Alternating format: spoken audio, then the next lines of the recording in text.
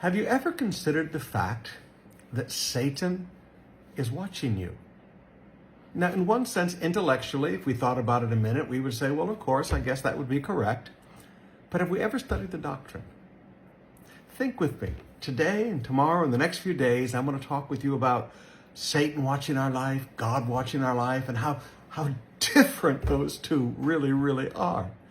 But let's start with Satan today. Let's deal with the negative first. In chapter 1, verse 7, Satan answers the Lord, I have been patrolling the earth and watching everything that has been going on.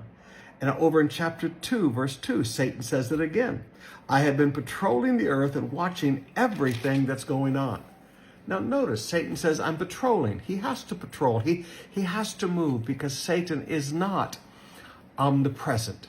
He's not God. He's just a cherub, a third rank of an angel.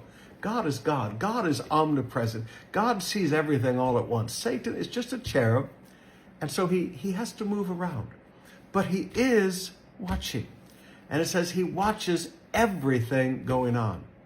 So he watched the holy life of Job. God looks at him and said, have you noticed in your watching of everything, have you noticed my servant Job? And he said, yes, I've noticed your servant Job.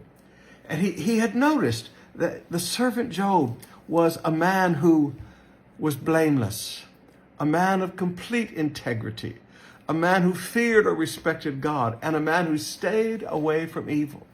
So he said, yes, I've noticed that. Yeah, I've noticed that. Yes. He just answers a big yes. Yes, I've noticed that.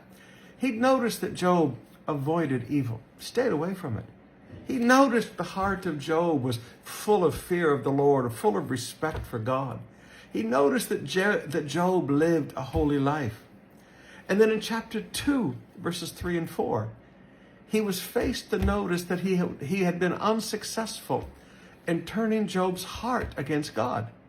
Because he had challenged God in chapter 1. Listen, if you stop blessing him, if you let me have a crack at him, I'll turn his heart against you. And we'll get more into that later on in the week when it was unsuccessful. He watched his own failure of a man whose heart stood for God. But maybe even funnier is in verses 9 and 10. He answers God. Satan answers God and said, yes, but Job has a good reason to fear God. He said, now let me tell you, God, what I've seen. You have always put a wall of protection around him and his home and his property.